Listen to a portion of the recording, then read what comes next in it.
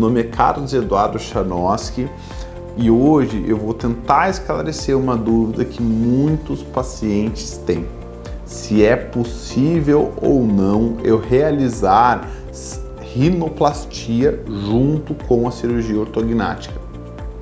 Para tal, é muito importante que eu entenda algumas questões desse tipo de procedimento complexo e longo associado a um outro tipo de procedimento complexo e longo que seria a cirurgia ortognática. Para nós podermos realizar esse tipo de cirurgia, é muito importante que o paciente que tem a queixa, que tem a demanda, ele entenda como que é feito esse tipo de cirurgia. Normalmente, nós temos a cirurgia ortognática realizada de forma primária, com uma intubação nasal, ou seja, o paciente está com uma anestesia geral, eu tenho um tubo que passa pelo meu nariz para manter o paciente respirando. Eu acabo a cirurgia ortognática cerca de 4, 5 horas depois, eu tiro esse tubo do nariz e o paciente dormindo ainda, sem sentir absolutamente nada, é passado um tubo pela boca dele, ou seja, são duas intubações distintas. É quase como se fossem duas cirurgias distintas. E, assim, tecnicamente é. Tem alguns cirurgiões que às vezes preferem fazer uma intubação submentoniana, ou seja, eu passo um tubo pela boca e esse tubo, em vez de sair pela cavidade bucal, eu faço uma pequena incisão nessa região e passo o tubo pelo soalho bucal. Normalmente não é a nossa escolha para esse tipo de procedimento por algumas razões, porque eu dificulto bastante a mastigação no pós-operatório, porque o paciente fica com dor pelo trajeto que o tubo passa pelo soalho da boca e porque eu posso ter a chance de ter uma cicatriz visível nessa região, então nós não realizamos dessa forma, fazemos duas intubações, que acho que é melhor para o paciente. A grande questão é que a cirurgia ortognática por si só dura cerca de 4, 5 horas. A rinoplastia dura normalmente de 3 horas e meia até 5 horas também. Então nós estamos falando de um procedimento de grande porte que dura no total cerca de 10 horas mais ou menos. Então, para que o paciente seja candidato a fazer, não basta apenas ele querer ter a correção dos maxilares e a correção da deformidade nasal. É muito importante que o paciente tenha condições de saúde, condições respiratórias, não pode ter tendência à formação de trombos. Tudo é feito uma anamnese muito bem detalhada antes da cirurgia para saber se o paciente é apto ou não a fazer esse tipo de procedimento. Para isso também é muito importante que a equipe de cirurgia bucomaxilofacial e a equipe de otorrinolaringologia, que é quem segue o procedimento da rinoplastia, uma vez que o cirurgião bucomaxilofacial por lei não é habilitado a fazer esse tipo de procedimento, esteja muito bem alinhado. Porque eu tenho certas alterações da minha cirurgia ortognática que mudam o meu nariz. E é importante que isso seja passado para o otorrinolaringologista para que ele possa prever essa movimentação que a cirurgia ortognática vai fazer, transferir isso para o planejamento dele e poder replicar de acordo com as queixas do paciente e de acordo com as alterações que a cirurgia ortognática já causou para esse paciente. Também é muito importante que a cirurgia ortognática seja feita da forma mais meticulosa possível, mais delicada possível. Para quê? Para que o meu paciente não tenha muito edema.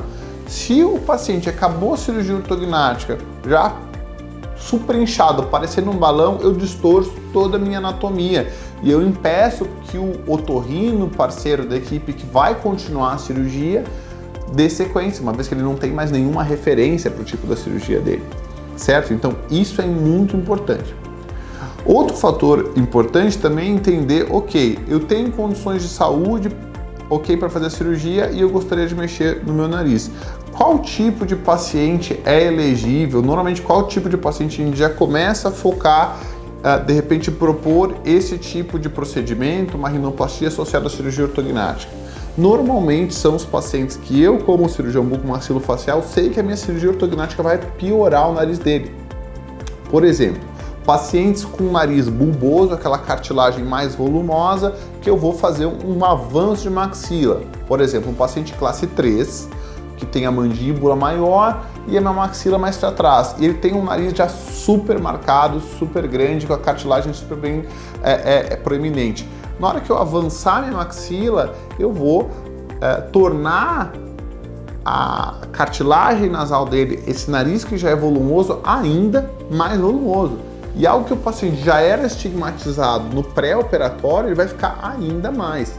Então tem alguns colegas que pensam, pô, mas o paciente já nasceu desse jeito, ele já tinha esse problema antes, não dá para fazer em 2 tempos? Sim, é possível. Mas se eu posso resolver o problema do meu paciente em uma cirurgia, por que eu não vou resolver? Se eu não vou submeter esse paciente a um risco cirúrgico de uma cirurgia prolongada e eu posso resolver todas as queixas dele, por que não?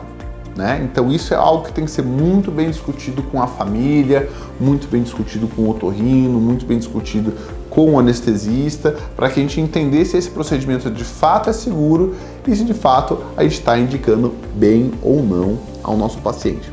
Muito importante ao paciente que está assistindo esse vídeo, que acha que a cirurgia ortognática vai dar uma rinoplastia de brinde, pessoal, tira isso da cabeça, isso não existe. Alguns movimentos da cirurgia ortognática vão piorar o meu nariz. Algumas queixas nasais, discutam com o seu cirurgião que está assistindo o seu caso para ver se não é possível melhorar de alguma forma durante a cirurgia ortognática o seu nariz. Outra questão também importante é pacientes com desordens obstrutivas do sono. Alguns casos, esses pacientes se beneficiam de uma rinoplastia funcional, né? Abordagem de cornetos, abordagem de septo, feito pelo otorrino para que eu amplie a rinofaringe desse paciente, associado ao avanço bimaxilar, onde eu ganho mais espaço na via aérea intermediária, que a gente chama de região de hipofaringe, e o meu otorrino depois ele vem e ele trabalha a parte nasal, magnificando para que eu possa extrair do meu procedimento o máximo de magnificação de vias aéreas. Então, eu tenho sim tanto aplicação funcional para rinoplastia associada à cirurgia ortognática, quanto eu tenho também para implicações estéticas, onde eu preciso melhorar uma deformidade nasal que o paciente já se queixa antes. Certo, pessoal? Olá, tudo bem? Você tem gostado do nosso conteúdo? Então clica no sino, se inscreve no nosso canal, dá um like para curtir nosso vídeo e se tiver dúvidas pertinentes que não foram respondidas nos vídeos, deixe nos comentários que a gente vai entrar de forma sequencial e tentar sanar todas as dúvidas de vocês.